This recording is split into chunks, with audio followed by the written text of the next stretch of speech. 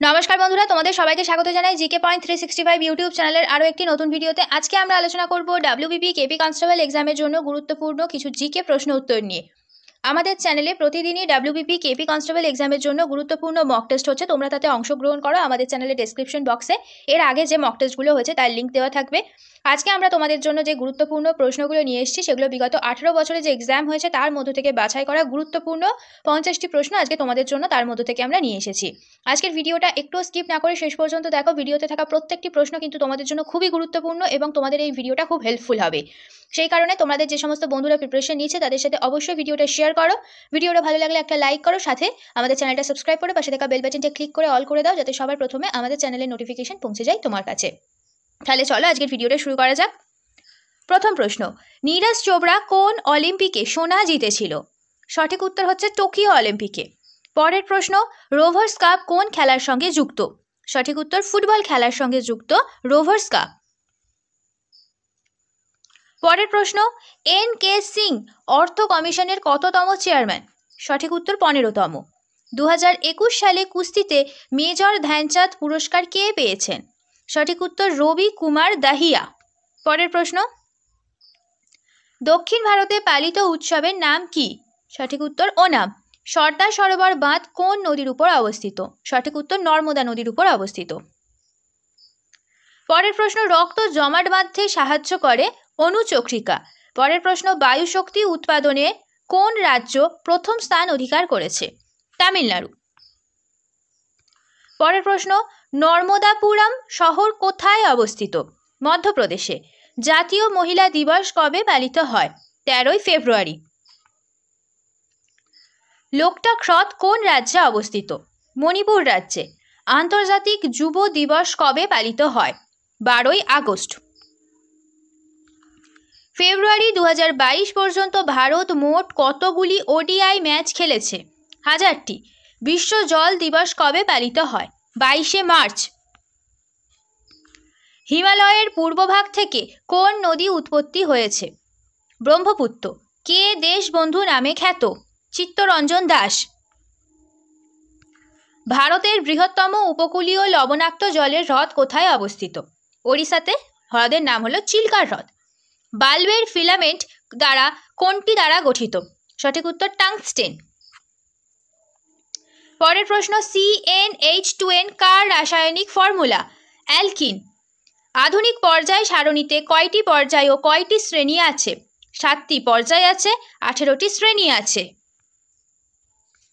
মন্ত্রিসভা লোকসভার নিকট দায়বদ্ধ থাকবে, এটি কোন ধারায় বর্ণিত হয়েছে? 75-এর 3 নম্বর ধারায়। রোধাঙ্কের এসআই একক কি? Ohm metre. সব থেকে প্রাচীন বেদ কোনটি? ঋগ্বেদ। পর্যায় সারণীর কোন গ্রুপে নিষ্ক্রিয় গ্যাস অবস্থিত? 18 নম্বর গ্রুপে। এইডস এর ভাইরাসের নাম কি? HIV virus. কোষের প্রোটিন এবং ফ্যাট কোনটির অংশ? প্রোটোপ্লাজম। বিড়ি কোন পাতায় তৈরি হয়? তামাক পাতায়। তামিলনাড়ুতে কোন পার্টির সরকার রয়েছে? AIADMK। গ্লোবাল উইন্ড রিপোর্ট 2022-এ ভারতের স্থান কত? চতুর্থ। নাবার্ড এর পুরো নাম কি?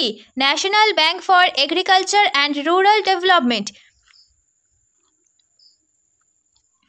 সম্প্রতি ভারতীয় সেনা দ্বারা লঞ্চ করা মেসেঞ্জার অ্যাপটির নাম কি? ASIGMA. Army secure indigenous messaging application. Bengal tiger কোন ধরনের অরণ্যে পাওয়া যায়? ম্যানগ্রোভ অরণ্য।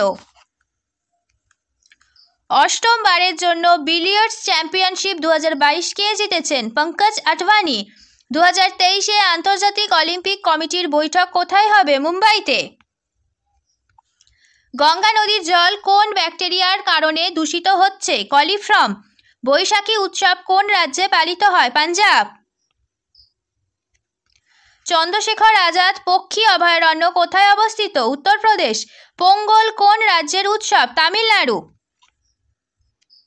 কোন পঞ্চবার্ষিকী পরিকল্পনাকালে VP নরসিমহা রাও প্রধানমন্ত্রী ছিলেন? অষ্টম পঞ্চবার্ষিকী পরিকল্পনা।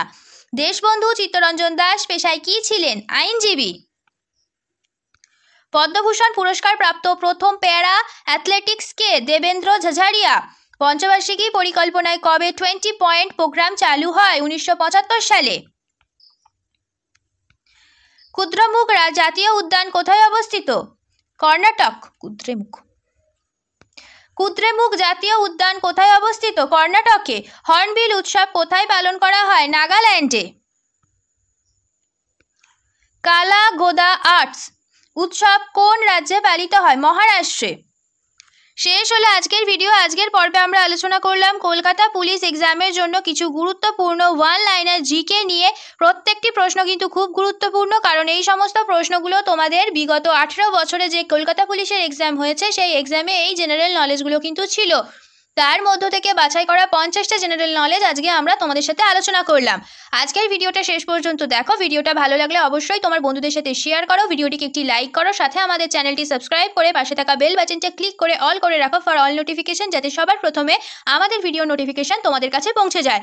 তাহলে চলো দেখা হচ্ছে পরবর্তী ভিডিওতে। ততদিন আমাদের ভিডিও এইরকমভাবে দেখতে থাকো, আমাদের আরও উৎসাহিত করতে থাকো, আরও ভালোবাসা দিতে থাকো। ধন্যবাদ।